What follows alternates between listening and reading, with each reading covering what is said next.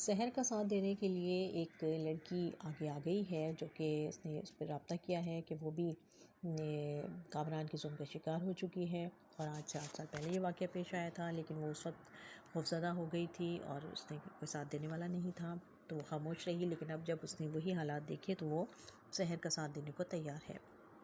और उसका फ़ायदा उठाकर मनीषा ने उसकी वीडियो रिकॉर्ड करके वो उसे सोशल मीडिया पर डाल देना चाहती है, ताकि जो कहती है कि जिस तरह कामरान ने सोशल मीडिया का सहारा लेकर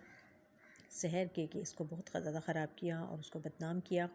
इसी तरह अब उसे इन चीज़ों का मुकाबला करना पड़ेगा। और जब उसके ख़िलाफ़ ये सोशल मीडिया पर बातें चलेंगी तो उसे इनका जवाब देना होगा। अब कामरान के लिए भी मुश्किलात खड़ी हो रही हैं, और दूसरी तरफ शहर को जब इस बात का पता चलेगा कि उसके जो साबिक शौहर है वो कामरान के ऑफ़िस में ही काम करता है और इसकी मदद के लिए आ रहा है, तो वो इस चीज़ को भी एक चाल समझेगी और वो उस पर काफ़ी गुस्सा होती है और नाराज़ होती है कि तुम कामरान के पैसों पर पल कर तुम मेरा साथ दे रहे हो और उसके ऑफ़िस में काम कर रहे हो, और तुम ये ड्रामा कर रहे हो कि तुम्हें मुझसे हमदर्दी है और मेरा साथ देना चाहते हो। तो क्या वो अपनी मासूमियत को साबित कर पाएगा, और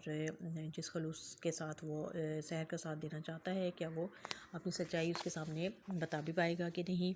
और दूसरी तरफ रोहित की गवाही जो है वो इस वक्त बहुत अहम साबित होगी, जो कि रोहित अपनी बीवी से कह चुका है कि हमें अपने घर के मामला ठीक रखने चाहिए और किसी और की वजह से अपने रिश्ते को ख़राब नहीं करना चाहिए। मैं गवाही ही नहीं दूंगा बल्कि मैं खामोशी इख्तियार करूंगा,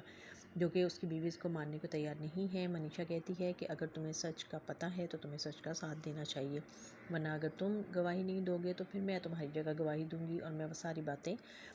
जो कि वो उससे पूछ चुकी है मैं उनको अदालत में बता दूंगी। और अब आखिरी यही एक सच्चा गवाह साबित होगा और इसी से सारे केस जो है वो खुलेगा। और अब अदालत में जो मुलाज़मीन हैं उन के भी गवाहियाँ आनी हैं,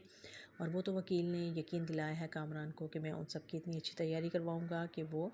अब कोई जो है वो केस बिगड़ेगा नहीं, क्योंकि आपने जो